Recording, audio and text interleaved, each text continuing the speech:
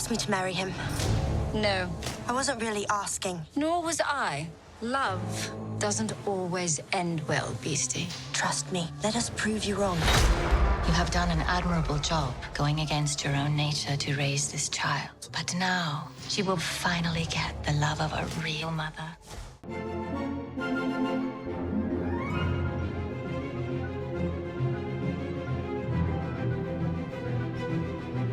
One of the things that's interesting is, without realizing it, we've hit the chapters of the growth of a woman, right? We've hit her from her birth and her christening to her being a little girl, being a teenage girl, to now being a wife. And so, in a way, the chapters are following a few things, but one of them is how a woman grows and evolves. And so soon, it does make sense that now there's this chapter for Aurora as wife, mother, queen, and what is that? And then, what? And now we've met and the Dark Fae are in, so what is the future for the Dark Fae, and do they return?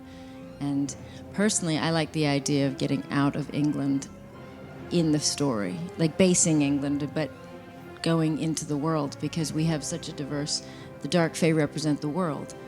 And so I would love to see them in the world and across the world. To ask you about how important it is for you for the character and the film to have a message, but a message that's kind of Yes, I think we all have very complex characters, which is really nice, and not often the case in an ensemble. And the way we balance each other, learn from each other, and change over the years for some of us.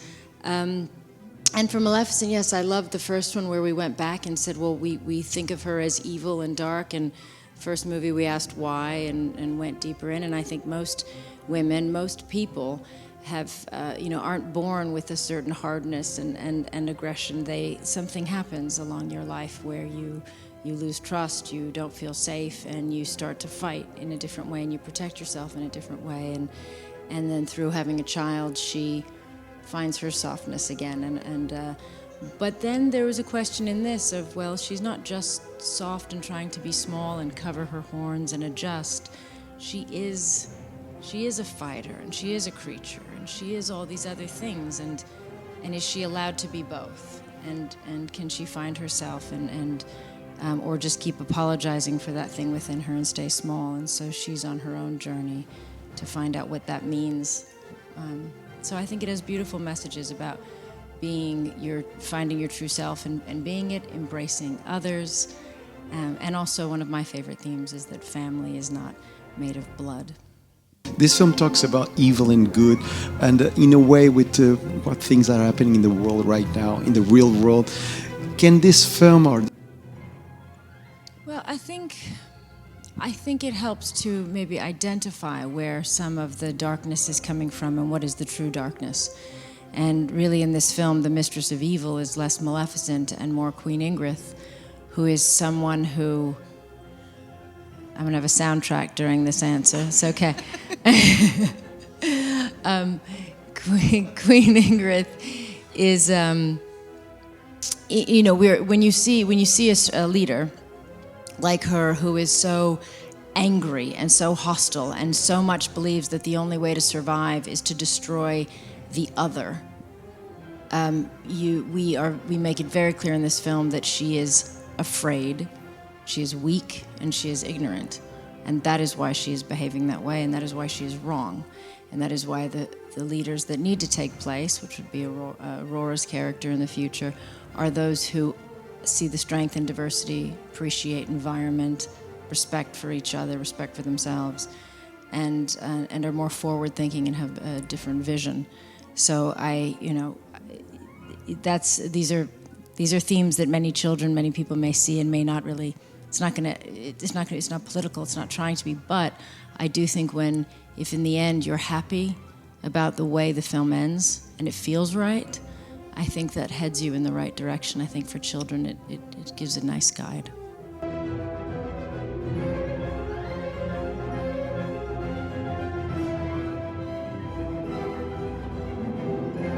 I think it's a few things. I think it's not just girls in the film, because we have strong women. We also have the character that is wrong in the film and has to be taken out is also a woman.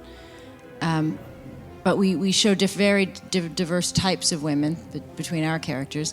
But also we have extraordinary men in the film, and I really want to press that point, because I think that so often, when a story is told to say this is a strong woman, she has to beat the man, or she has to be like the man, or she has to somehow not need the man.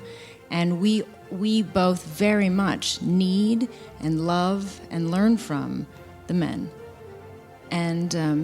And so I think that that's also an important message for young girls, to find their own power, but to respect and learn from the men around them.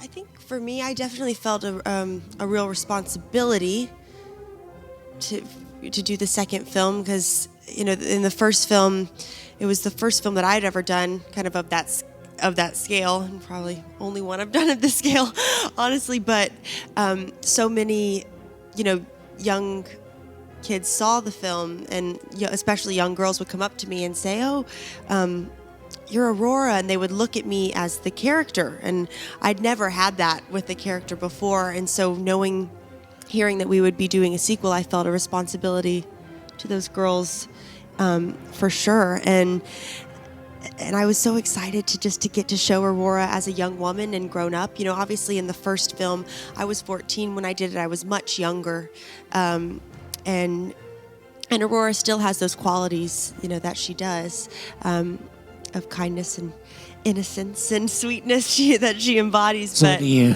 I know, I got to be strong. Yeah, exactly. But yeah, it was so fun to come back. And especially the three of us, we were there in the beginning, and to get to come back and be reunited, I think. But also our relationships have changed and grown, because I'm 21 now and I'm older. So I wasn't the kid on set anymore. I really felt accepted on set in a way, like a part, especially with Michelle and Angelina. They looked at me. It was amazing. It was an amazing feeling, because I felt like they included me, like I was one of their peers. And that was a really special feeling, to feel that way.